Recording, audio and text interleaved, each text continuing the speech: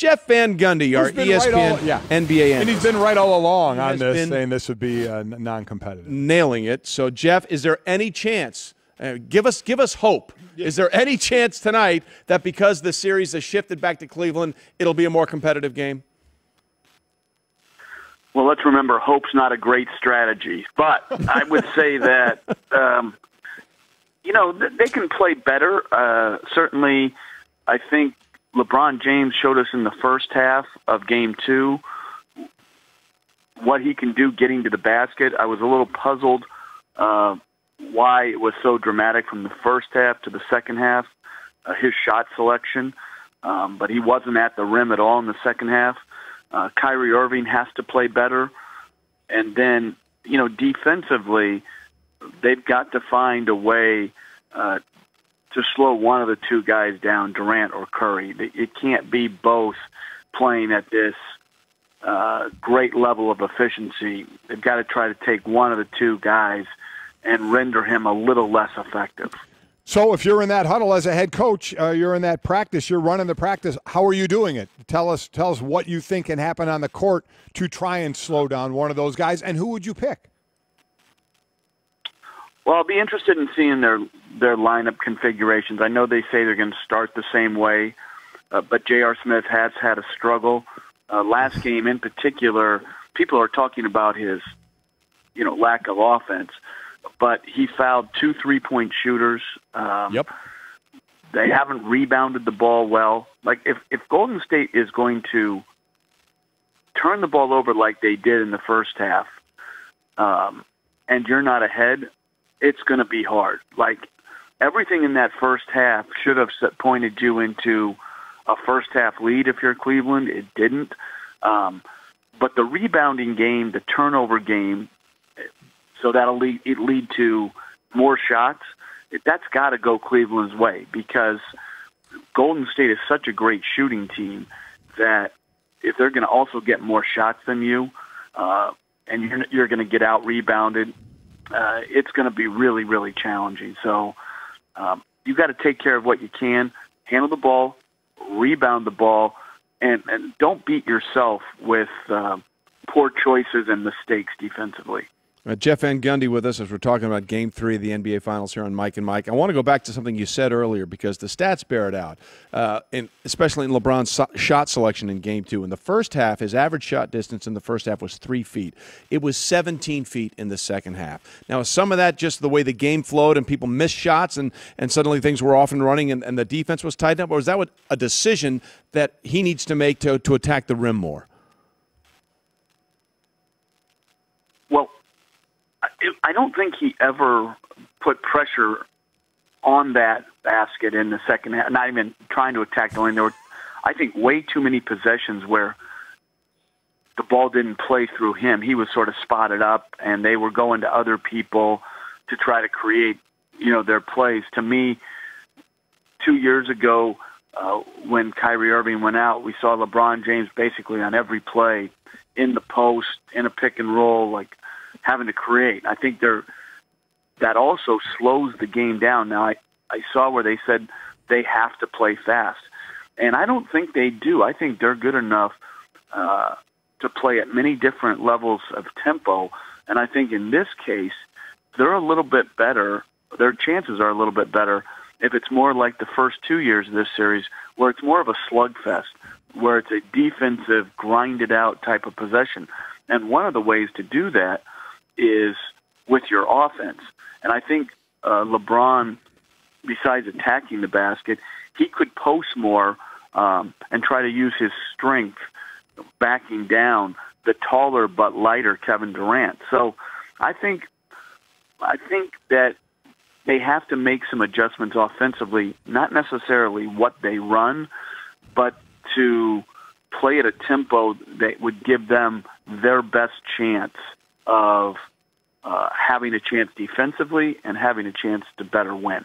We know the stars in this game and what they're doing, but how about a guy like Tristan Thompson? 2 games combined, 8 points, 8 rebounds. Last year, we saw what he was able to do in this final series. Why is he so less effective this year? Well, his greatest strength his greatest strengths are his mobility defensively and his offensive rebounding. And I'm giving Golden State great credit for the offensive rebounding because they, particularly Pachulia, to start a game, are hitting hard and hitting first. And they're not letting him get that athletic step gathered to get up on the board for the second shot. And then the mobility issue, I think it's been harder for him this year to switch effectively onto Curry. For whatever reasons, Curry's more active, attacking, whatever it may be. And the whole difference, is that Kevin Durant's on the team. That's, if you want to say what's the difference, Kevin Durant. He's been great for a number of years. He's playing great now, and Curry and he together form this potent duo that's going to be very difficult to challenge. Well, first of all, Jeff, I have to say, as someone who asks questions, I love the pregnant pause you give us before every question. Great. Which means he's deep in thought. You're actually thinking about the answer. We appreciate that. Something that's being blurted out. So we love that. And you mentioned Durant. You said you believe that Durant and Curry may be the best duo of all time ever. Why do you think they've elevated themselves to that level so quickly already? I think I said, or I hoped I said, I'm not sure even what I say now, but join the club, by the way. I was hoping to say one of the best ever, and there's been some great ones: Magic and Kareem, Jordan and Pippen, Stockton, Malone. You can go on. That would probably be an interesting discussion sometimes, but I think with this game in this day and age, with these rules, Durant and Curry together, their scoring ability certainly makes them one of the best offensive duos to ever play. They're explosive. They can score at every level on the floor. They get to the free throw line. They make free throws. So I know when I said it in the game, I got some immediate feedback from friends who, what about this twosome or whatever it is. I even had an ex-player reach out that, was a prominent MVP and basically questioned my sanity. So, but I think people for whatever reason, they don't want to totally. It's interesting to me, I should say, that right now Golden State is like a media darling where people are trying to say this is the best team ever in many corners. And I think that's a hard comparison because the game is different, the rules are different, and I think we have a recency bias where we only remember best what we're seeing right now. Prisoners of the moment. We forget the Showtime Lakers, et cetera, a lot of great teams. So, but I think there's other older people think any praise of these guys is like a knock at the Jordan Bulls or somebody like that, which I think we have to look at this. The Warriors over this 3-year run have been absolutely off the charts. To set a record one year with 73 wins, this year come back with 67, running through the playoffs and making really a mockery of so many really good teams. I mean, this has been very impressive, and I think if you don't acknowledge it, you're making a mistake because these guys have had this historic 3-year run, and they're capping it off with a great playoff run so far. Yeah, I mean, this is what we're doing because the series hasn't been competitive. We're talking about LeBron James and the list he's climbing, with triple-doubles and points in the finals, and we're talking about Golden State right now. What Vegas said they'd be favored against those 95 Bulls. Yeah, I'm not Magic so sure said about that one. that his Showtime Lakers would sweep these Warriors. What rules are they playing under? That's what I would want. This is what we're talking about now. But as far as Kevin Durant, lastly for you, Jeff, is the Kevin Durant detractors are saying, listen, he was in a no-win situation. If they win the title, well, they should win the title. They have 4 All-Stars, and if they don't win the title, well, I mean, what a group of losers they would be to have that many great players and not win. What does this do for Kevin Durant if they're to close out this series for him personally? There was a guy on SportsIllustrated.com named Michael Rosenberg, I believe is his name, and he wrote an article yesterday that I think summarizes a lot, and that this isn't a Kevin Durant problem. This is a little bit of how we go about evaluating athletes problem.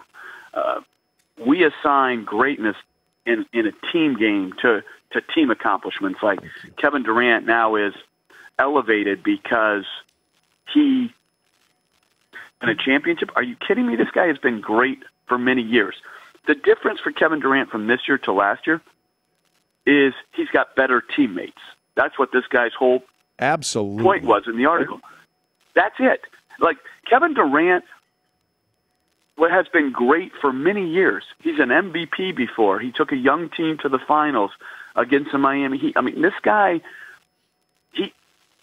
you can have your opinion about how he came to a decision, where he went. That's a sports fan's right.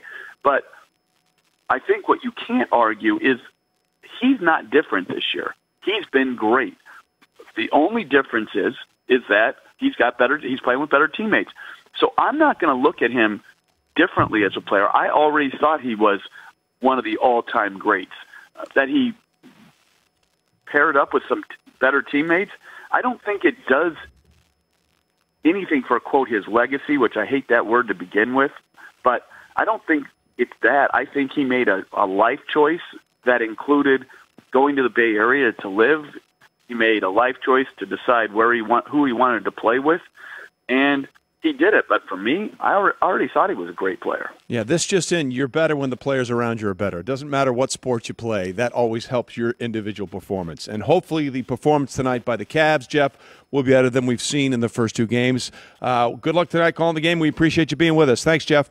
Thanks, Jeff.